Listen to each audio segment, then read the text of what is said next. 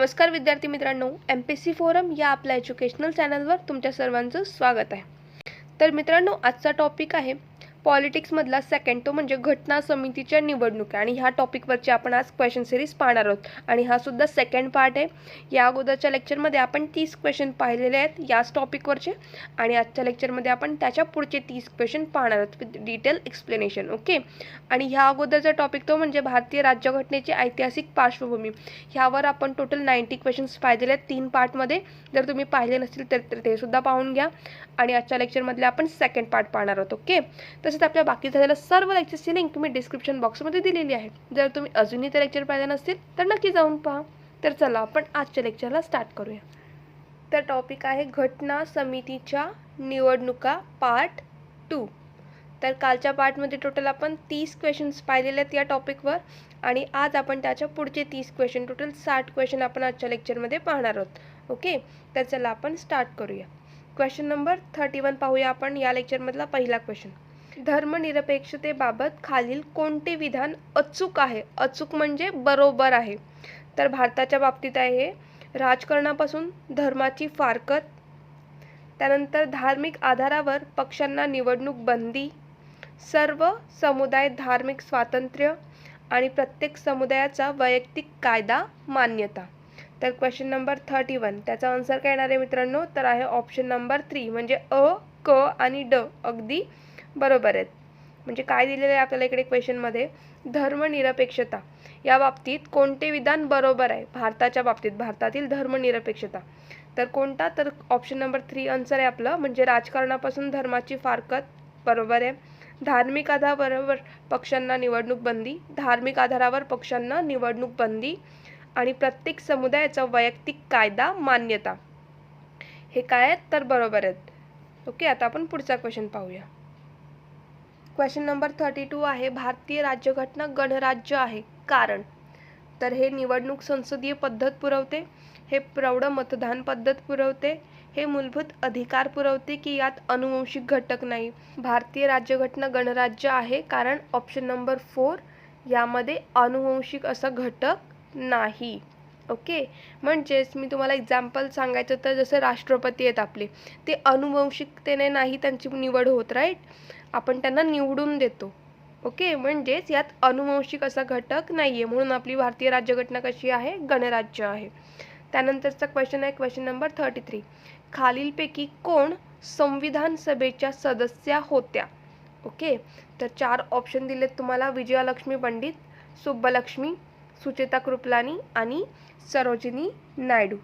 Okay, आणि याचा answer काय येणार आहे मित्रांनो? तर याचा आन्सर आहे अ, क आणि ड। ॲक्च्युली हा क्वेश्चन आपण कालच्या लेक्चरमध्ये सुद्धा पाहिलेला आहे। तर कोण कोण? विजयालक्ष्मी पंडित, सुचेता कृपलानी आणि सरोजिनी नायडू।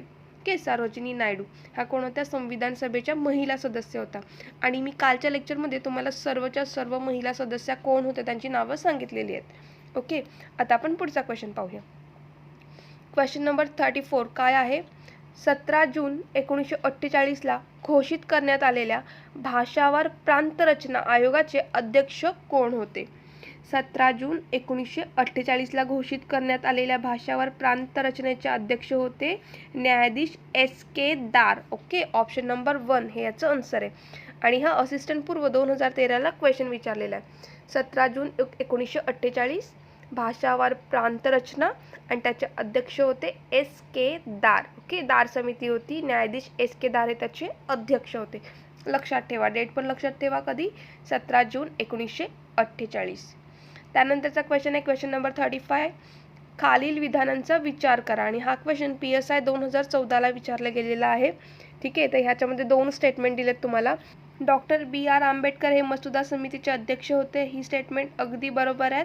आणि H.J. खांबेकर हे या समितीचे सदस्य होते, ही स्टेटमेंट रॉंग आहे। ओके, हे सदस्य नव्हते, टोटल 7 सदस्य होते, हे काल मी तुम्हाला सांगितलेत। आणि कोणते सदस्य आहेत त्यांची नावं सुद्धा मी तुम्हाला काल सांगितलेली आहेत। आता ऑप्शन बघूया। ब बरोबर, अ बरोबर, अ व ब दोन्ही बरोबर, आणि अ व ब दोन्ही चूक आहे। काय होतं? तर डॉक्टर B.R. आंबेडकर हे मसुदा समितीचे अध्यक्ष आहेत, अगदी बरोबर आहे। आणि कालच्या लेक्चरमध्ये मी तुम्हाला सांगितले मसुदा समितीची स्थापना केव्हा झाली, आणि अध्यक्ष जर हे होते आंबेडकर, तर त्याचे सदस्य कोण होते? टोटल 7 सदस्य होते. ओके, आंबेडकर पकडून म्हणजे डॉक्टर बाबासाहेब आंबेडकर पकडून टोटल 7 सदस्य होते. तर इतर 6 सदस्य त्यांची नावंसुद्धा मी तुम्हाला कालच्या लेक्चरमध्ये सांगितलेली आहेत. ओके, तर आता आपण पुढचा क्वेश्चन पाहूया. कॅबिनेट मिशन योजनेसंदर्भात जुळणी करा. ओके, तर निवडायचे एकूण सदस्य संख्या, संस्थानिक राज्यांचे प्रतिनिधी, उच्च आयुक्तांचे प्रांत प्रतिनिधी आणि प्रांताचे प्रतिनिधी. तर निवडायचे एकूण सदस्य किती होते? तर ते होते 389 होते. त्यानंतर संस्थानिक राज्यांचे प्रतिनिधी ते किती होते? तर संस्थानिक राज्यांचे प्रतिनिधी होते 93. त्यानंतर उच्च आयुक्तांचे प्रतिनिधी होते 4 आणि प्रांतांचे प्रतिनिधी किती होते? तर 292. तर आपला आन्सर असणार आहे ऑप्शन नंबर 1. ओके, निवडायचे एकूण सदस्य 389, लक्षात ठेवा 389. संस्थानिक राज्यांचे प्रतिनिधी होते 93, उच्च आयुक्तांचे प्रांत प्रतिनिधी होते 4 सदस्य आणि प्रांताचे प्रतिनिधी होते 292 सदस्य. ओके, प्रांतांचे किती होते? 292 सदस्य. ऑप्शन नंबर 1 हे याचं आन्सर आहे. आता आपण क्वेश्चन नंबर 37 पाहूया. खालीलपैकी कोण संविधान सभेच्या सदस्या होत्या? पुन्हा क्वेश्चन आलेला आहे मित्रांनो हा ॲक्च्युली. तर आता आन्सर तुम्हाला माहितीच असेल, पाठच झाला असेल. ठीक आहे, तर कोण होत्या? अ क ड. ऑप्शन नंबर 2 विजयालक्ष्मी पंडित, सुचेता कृपलानी आणि सरोजिनी नायडू. ओके, अ क ड ह्या संविधान सभेच्या सदस्या होत्या. त्यानंतरचा क्वेश्चन आहे, खालील तरतुदींपैकी कोणती तरतूद ही भारतीय संविधानाच्या 7व्या परिशिष्टामध्ये आहेत? 7व्या परिशिष्ट कशासाठी आहे मित्रांनो? तर सूची आहे त्याच्यामध्ये. तर ऑप्शन नंबर 4 हे याचं आन्सर आहे. टोटल किती परिशिष्ट आहेत? 12 परिशिष्ट आहेत. हे मी तुम्हाला पुढे सांगणारच आहेत कोणकोणती परिशिष्टे आहेत. ठीक आहे, तर लक्षात ठेवा सध्या किती परिशिष्ट आहेत? 12 आणि 7वा आहे समवर्ती सूची. ओके, सूची. नंतर पुढचा क्वेश्चन पाहूया. क्वेश्चन नंबर 39 हा सुद्धा रिपीट झालेला आहे मित्रांनो, त्याच्यामुळे आपण नको बघूया. तेच आहे, डॉक्टर बाबासाहेब आंबेडकर हे मसुदा समितीचे अध्यक्ष होते. PSI पूर्व 2014ला हा क्वेश्चन विचारला गेलेला आहे. ठीक आहे, त्यानंतरचा क्वेश्चन आहे, राजकुमारी अमृता कौर या कोणत्या मतदारसंघातून संविधान सभेवर निवडून गेल्या होत्या? असिस्टंट पूर्व 2014ला विचारला गेलेला आहे. आणि कुठून? तर या केंद्रीय प्रांत या मतदारसंघातून निवडून गेल्या होत्या. ओके, 40व्या क्वेश्चनचा आन्सर काय आहे? राजकुमारी अमृता कौर या केंद्रीय प्रांत या मतदारसंघातून संविधान सभेवर निवडून आल्या होत्या. ओके, त्यानंतरचा क्वेश्चन आहे क्वेश्चन नंबर 41.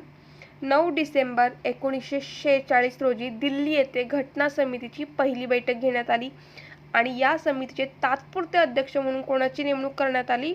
तर असिस्टंट पूर्व 2014ला हा क्वेश्चन विचारलेला आहे. तर तात्पुरते अध्यक्ष म्हणून डॉक्टर सच्चिदानंद सिन्हा यांची नेमणूक करण्यात आली होती.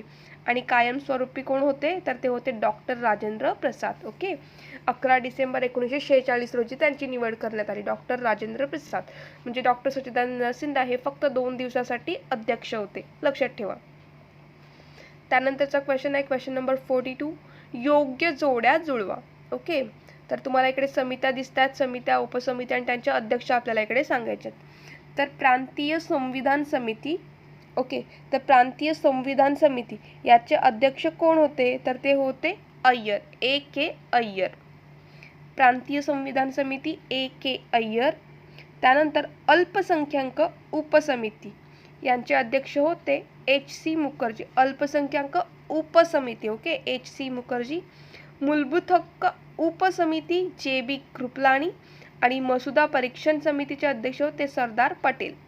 ओके, प्रांतीय संविधान समिती A.K. अय्यर, अल्पसंख्याक उपसमिती H.C. मुखर्जी, मूलभूत हक्क उपसमिती होते J.B. कृपलानी आणि मसुदा परीक्षण समितीचे अध्यक्ष होते सरदार पटेल.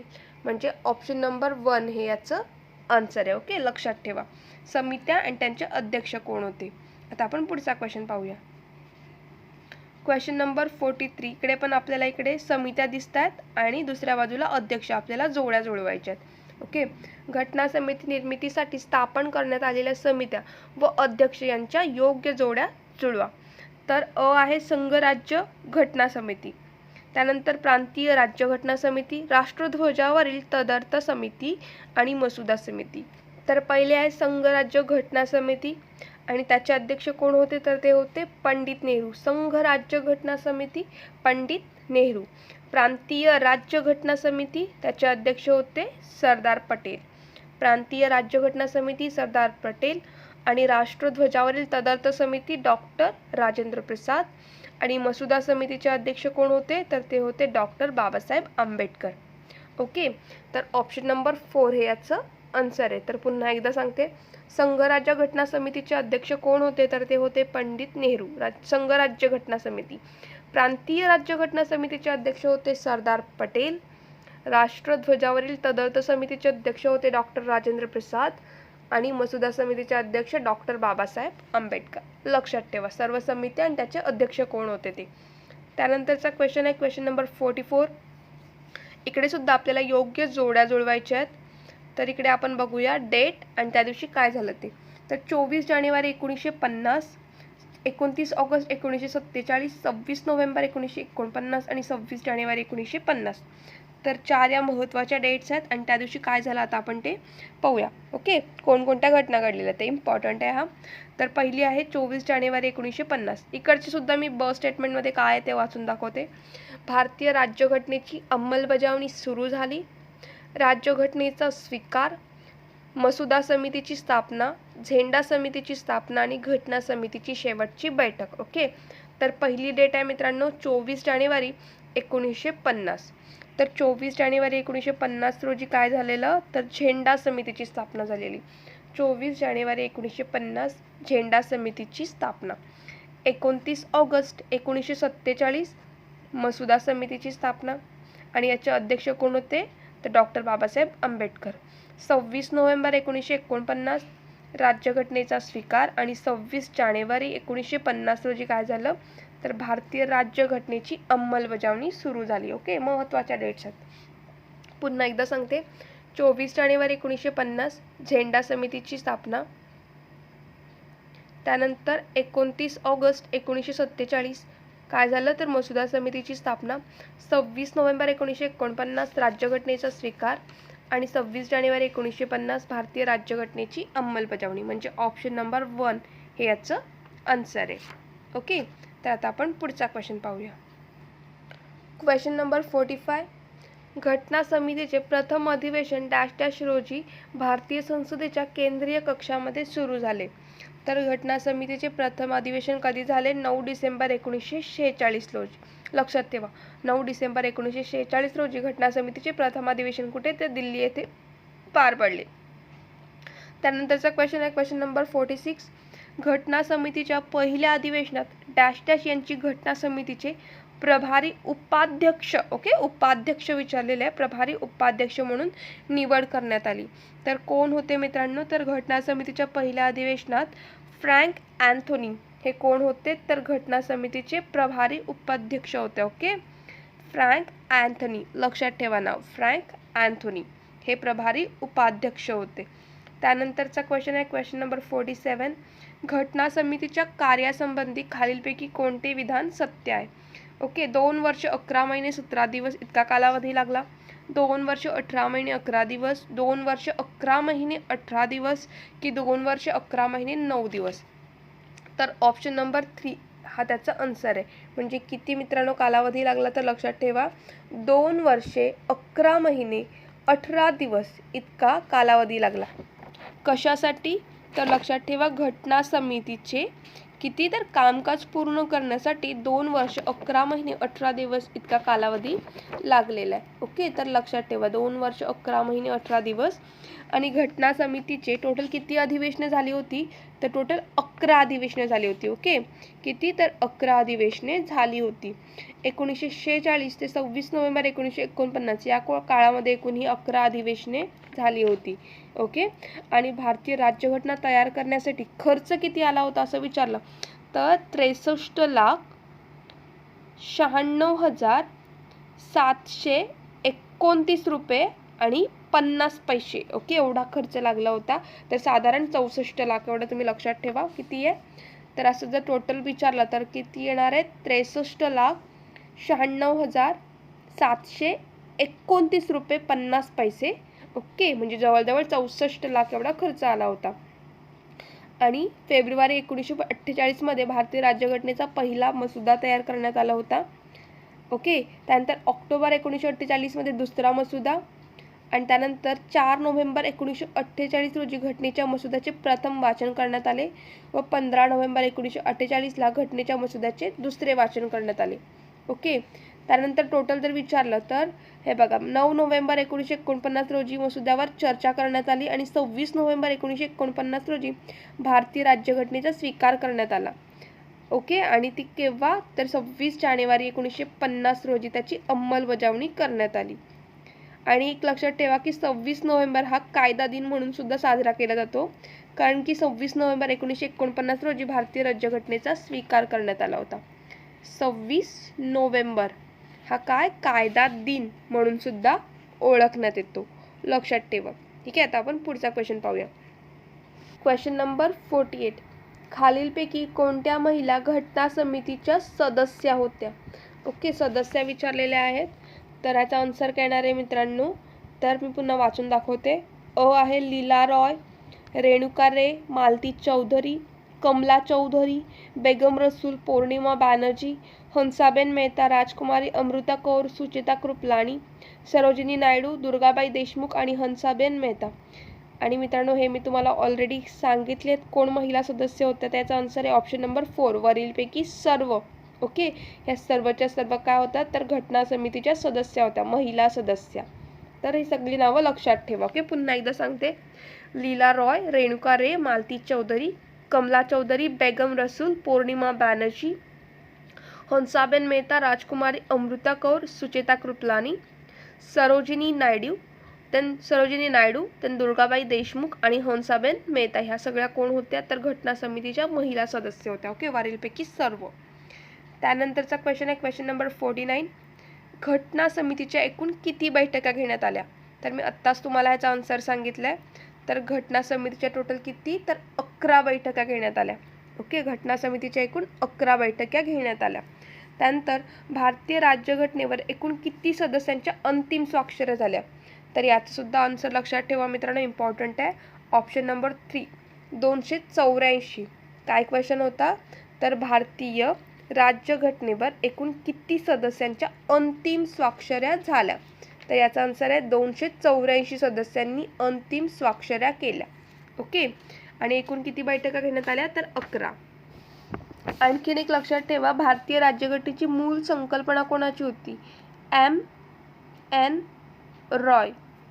ओके. M.N. रॉय ह्यांची मूळ संकल्पना होती. भारतीय राज्यघटनेची मूळ संकल्पना M.N. रॉय म्हणजे मानवेंद्रनाथ रॉय यांचीच होती. टोटल किती सदस्यांनी, तर 284 सदस्यांनी स्वाक्षऱ्या केल्या होत्या. ओके.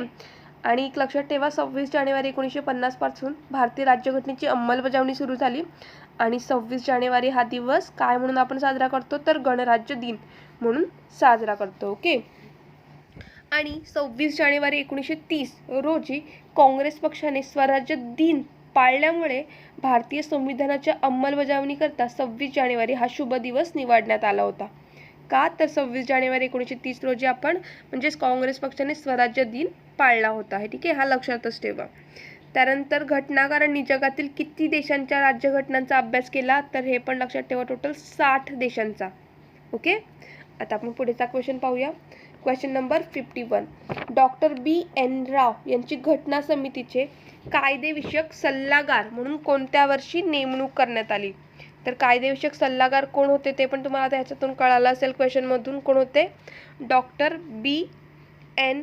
राव हे कायदेविषयक सल्लागार होते आणि त्यांची नेमणूक 11 डिसेंबर 1946 रोजी करण्यात आली. आणि याच दिवशी आपले परमनंट अध्यक्ष म्हणून डॉक्टर राजेंद्र प्रसाद यांची नेमणूक करण्यात आली होती. ओके. आणि डॉक्टर B.N. राव यांचे घटना समितीचे कायदेविषयक सल्लागार म्हणून नेमणूक करण्यात आली. ओके. इथपर्यंत क्लिअर मित्रांनो. आता आपण क्वेश्चन नंबर 52 पाहूया. जगातील डॅश डॅश ही लिखित स्वरूपाची प्राचीन राज्यघटना आहे. ओके. जगातील डॅश डॅश ही काय लिखित स्वरूपाची सर्वात प्राचीन राज्यघटना आहे? फ्रान्स, भारत, अमेरिका की इंग्लंड? तर याचा आन्सर आहे ऑप्शन नंबर 2, जगातील अमेरिका ही लिखित स्वरूपाची सर्वात प्राचीन राज्यघटना आहे. त्यानंतरचा क्वेश्चन आहे क्वेश्चन नंबर 53. जगातील डॅश डॅश या देशाची राज्यघटना सर्वात मोठी आहे. लिखित आणि सर्वात मोठी कोणत्या देशाची आहे तर ती आहे आपल्या भारत देशाची. ओके, सर्वात मोठी राज्यघटना आहे. त्यानंतरचा क्वेश्चन आहे क्वेश्चन नंबर 54. डॅश डॅश या देशाची राज्यघटना संपूर्ण जगामध्ये सर्वात लहान आहे. सर्वात मोठी तर आपल्या भारत देशाची आहे, तर सर्वात लहान कोणाची आहे तर ती आहे अमेरिका या देशाची.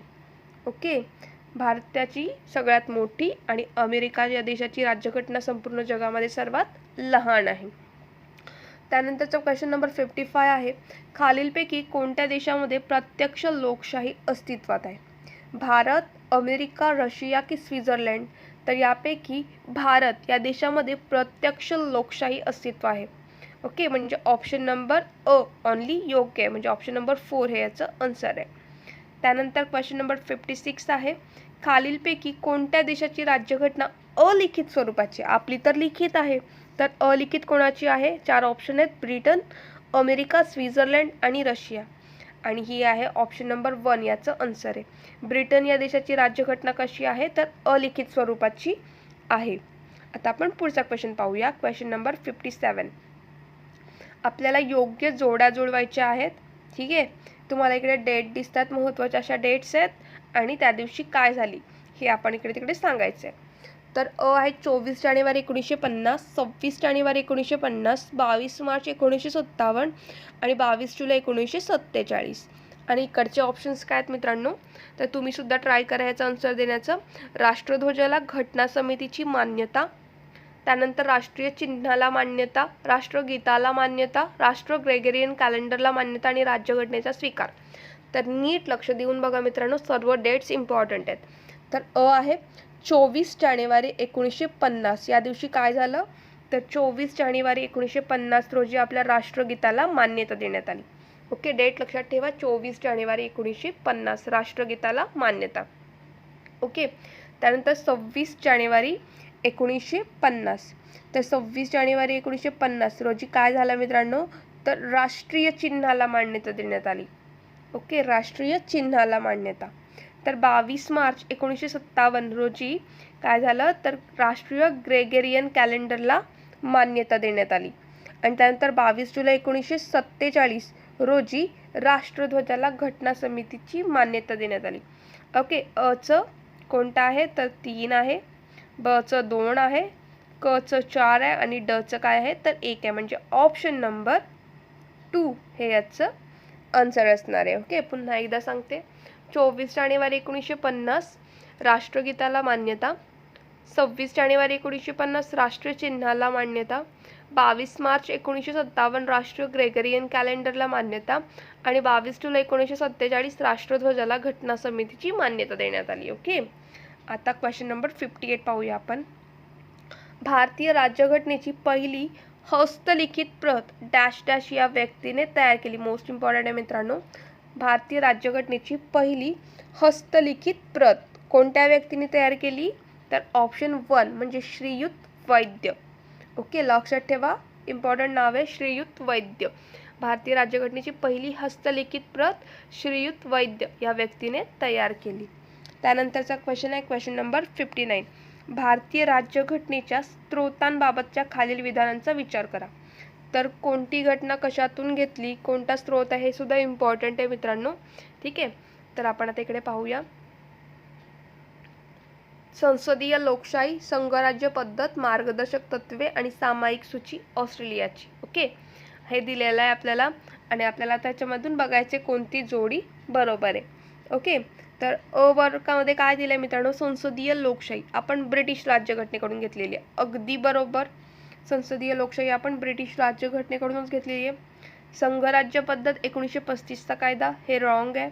मार्गदर्शक तत्वे आयर्लंडकडून घेतलेले आहेत आणि सामायिक सूची आपण ऑस्ट्रेलियाची राज्यघटना ओके तिथून घेतलेले आहेत. तर अ, क आणि ड हे अगदी बरोबर आहेत. ओके, तर संसदीय लोकशाही ब्रिटिश राज्यघटना, त्यानंतर मार्गदर्शक तत्वे आपण आयर्लंडकडून घेतलेले आहेत. सामायिक सूची कशाची आहे तर कोणत्या देशाकडून घेतलेली आहे, ऑस्ट्रेलियाकडून. ओके, त्यानंतर आता इकडे 1935चा कायदा लिहिलेला आहे. तर 1935च्या कायद्यांमध्ये आपण काय काय घेतलेलं, 1935च्या कायद्याने संघराज्य पद्धती व्यवस्था घेतली. ओके, आणि संघराज्य पद्धत कोणाची होती तर ती आपण कॅनडाकडून घेतलेली आणि त्याच्या व्यवस्थापन आपण 1935च्या कायद्यानुसार बघतो. ओके, याशिवाय गव्हर्नरचे पद सुद्धा आपण 1935च्या कायद्याने घेतलेले. सुप्रीम कोर्ट म्हणजे सर्वोच्च न्यायालय, केंद्रीय लोकसेवा म्हणजे UPSC, ओके, केंद्रीय कायदेमंडळ, अधिकारांची विभागणी, हे सर्व आपण 1935च्या कायद्याने घेतलेले. आणि संघराज्य पद्धत ही आपण कॅनडाकडून घेतलेली. याशिवाय राज्यपालाची नियुक्ती, राज्यपाल केंद्रांचा प्रतिनिधी असतो, केंद्रांचे शेष अधिकार, सर्वोच्च न्यायालयाचे सल्लाविषयक अधिकार, क्षेत्र प्रबळ, याशिवाय केंद्रशासित संघराज्य, हे सर्व आपण कुठून घेतलेलं आहे तर हे सर्व आपण कॅनडा या देशाकडून घेतलेलं आहे. ओके, त्यानंतर ऑस्ट्रेलियाकडून आपण काय घेतलेलं आहे तर सूची. ओके, याशिवाय समवर्ती सूची आणि संसदेच्या दोन्ही सभागृहांची संयुक्त बैठक जी आहे, इम्पॉर्टंट आहे, संसदेच्या सभागृहांची संयुक्त बैठक जी आपण 108 आर्टिकलनुसार करतो. ओके, हे सुद्धा आपण ऑस्ट्रेलियाकडूनच घेतलेलं आहे. आणखीन एक लक्षात ठेवा, जर्मनी. ओके, तर जर्मनीकडून आपण काय घेतलेलं आहे आणीबाणी. जर्मनीकडून आपण आणीबाणी घेतलेलं आहे. ओके, यानंतर दक्षिण आफ्रिका, इकडून आपण घटना दुरुस्ती, इम्पॉर्टंट आहे, घटना दुरुस्ती आपण कुठून घेतलेली आहे तर ती दक्षिण आफ्रिकेकडून घेतलेली आहे. याशिवाय दक्षिण आफ्रिकेकडून आपण अजून राज्यसभेच्या सदस्यांची निवड ही सुद्धा आपण दक्षिण आफ्रिकेकडूनच घेतलेली आहे. ओके, हे सर्व मी तुम्हाला एका सेपरेट लेक्चरमध्ये सांगेल, म्हणजे कोणत्या देशाकडून आपण कोणत्या पद्धती स्वीकारल्या, कारण की एक्झाममध्ये ह्यावर क्वेश्चन विचारतात, खूप वेळा रिपीट झालेला आहे. ओके, तर यासाठी मी एक स्पेशल लेक्चर बनवेल. तर आपण क्वेश्चन नंबर 60 पाहूया आता. कोणत्या देशाच्या राज्यघटनेवरून भारतीय राज्यघटनेत शेष अधिकारांचा समावेश करण्यात आला होता? 4 ऑप्शन दिलेत, म्हणजे दक्षिण आफ्रिका, आयर्लंड, कॅनडा की रशिया. तर याचा आन्सर आहे मित्रांनो ऑप्शन नंबर 3, कॅनडा. कॅनडा या देशाच्या राज्यघटनेवरून भारतीय राज्यघटनेत शेष अधिकारांचा समावेश करण्यात आलेला आहे, कॅनडा. ओके, तर टोटल मित्रांनो आपण आज 60 क्वेश्चन पूर्ण केलेले आहेत. 30 क्वेश्चन आजच्या लेक्चरमध्ये आणि या अगोदरच्या लेक्चरमधले 30 क्वेश्चन्स. ओके, तर मोस्ट इम्पॉर्टंट क्वेश्चन तसेच जिकडे एक्सप्लेनेशन इम्पॉर्टंट आहे ते सुद्धा मी तुम्हाला इकडे दिलेलं आहे. तर पुढच्या लेक्चरमध्ये ह्याच्या पुढचे 30 क्वेश्चन आपण पाहणार आहोत याच टॉपिकवरचे. ओके, तर हा लेक्चर आता आपल्या इकडे संपवत आहे. तर तुम्हाला काही डाऊट असेल तर नक्की कमेंट करून विचारा मित्रांनो. तर मित्रांनो, तुम्हाला हा लेक्चर आवडला असेल, यूजफुल वाटला असेल तर लाईक आणि शेअर करायला विसरू नका आणि अशाच लेक्चरसाठी आपल्या चॅनलला नक्की सबस्क्राईब करा. तर भेटूया पुढच्या लेक्चरमध्ये. थँक्यू.